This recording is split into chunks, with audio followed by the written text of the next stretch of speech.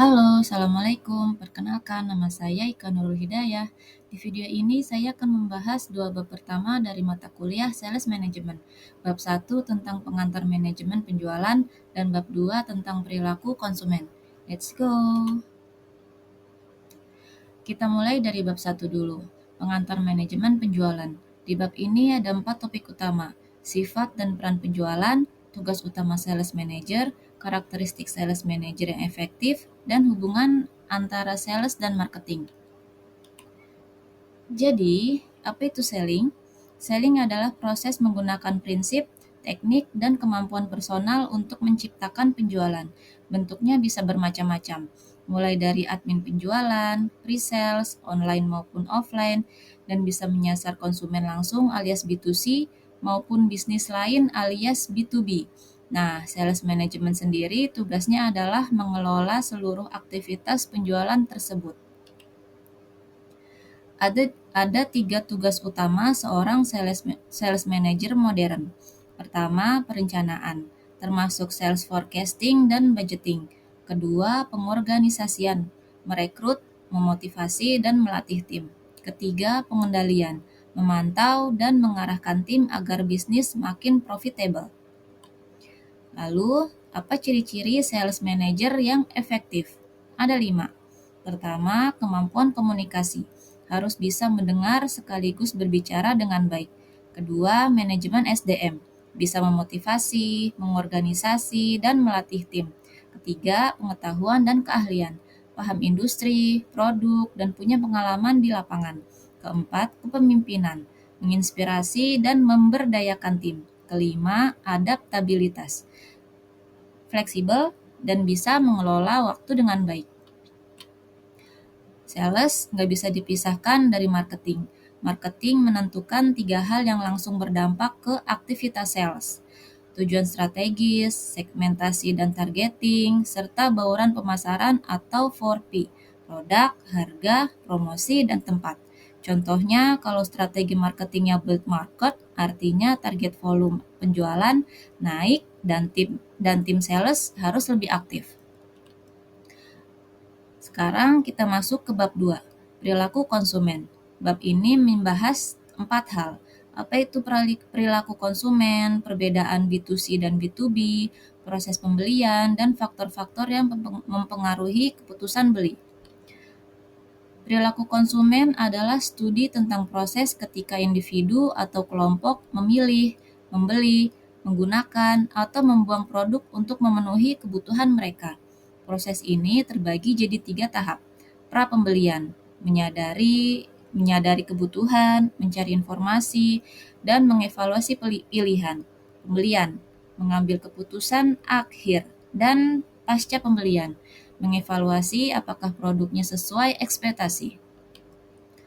Ada 2 kategori utama, B2C alias business to consumer, yaitu penjualan langsung ke konsumen akhir. Contohnya toko yang menjual iPhone ke pembeli. Dan B2B alias business to business, yaitu penjualan tidak langsung melalui bisnis lain. Contohnya distributor Apple yang menjual iPhone ke toko-toko. B2C cenderung lebih emosional dan prosesnya lebih singkat, sedangkan B2B lebih rasional, kompleks, dan negosiasi sangat penting. Di B2C, proses pembelian ada 5 tahap. Menyadari kebutuhan, mencari informasi, evaluasi alternatif, keputusan pembelian, dan evaluasi pasca beli. Selain itu, ada 5 peran konsumen menurut Blackwell, Miniart, dan Engel. Inisiator yang memulai ide beli, influencer yang mempengaruhi orang lain, decider yang punya wewenang memutuskan, buyer yang melakukan transaksi, dan user yang benar-benar menggunakan produknya. Keputusan pembelian dipengaruhi faktor yang berbeda di B2C dan B2B. Di B2C ada 3 faktor. Situasi pembelian, dari yang keterlibatannya rendah seperti beli permen, sampai tinggi seperti beli Ferrari. Faktor internal, kepribadian, gaya hidup, usia.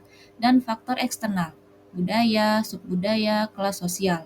Di B2B, faktornya adalah kelas pembelian. Apakah itu pembelian rutin, modifikasi, atau tugas baru? jenis produk, material, komponen, atau peralatan, dan tingkat kepentingan. Semakin besar nilainya, semakin kompleks evaluasinya. Kalau kita bandingkan lebih detail, B2C dan B2B beda di 4 dimensi. Dari sisi skala, di B2C masif dan transaksional. B2B sedikit tapi hubungannya lebih dekat dan panjang. Dari motif pembelian, B2C campuran emosional dan rasional. Di B2B murni rasional berdasarkan spesifikasi. Dari karakteristik transaksi, B2C rutin dan impulsif, sedangkan B2B kompleks dan ada pertukaran resiprokal. Dan dari resiko, B2C rendah sampai sedang. B2B sangat tinggi karena melibatkan negosiasi yang alot. Menariknya, jalur B2C dan B2B sebenarnya berawal dari titik yang sama, tiga fase bersama: pengendalian kebutuhan, pencarian informasi, dan evaluasi alternatif. Tapi setelah itu jalurnya bercabang. B2C langsung ke keputusan pembelian lalu evaluasi pasca beli. Sementara B2B langsung ke pemilihan pemasok, negosiasi kontrak, dan evaluasi pemasok secara berkala. Jauh lebih kompleks. Terakhir, pertumbuhan penjualan yang berkelanjutan bukan kebetulan. Itu hasil dari sinkronisasi 3 elemen. Objektif pemasaran yang mendikte arah dan skala, manajemen penjualan yang mengorkestrasi tim, dan perilaku konsumen yang memetakan rute keputusan B2C maupun B2B. Kalau ketiganya berjalan bersama, hasilnya adalah keputusan bisnis yang profitable. Jadi kesimpulannya, sales management mencakup perencanaan, pengorganisasian, dan pengendalian. Sales dan marketing saling terhubung lewat strategi dan 4P.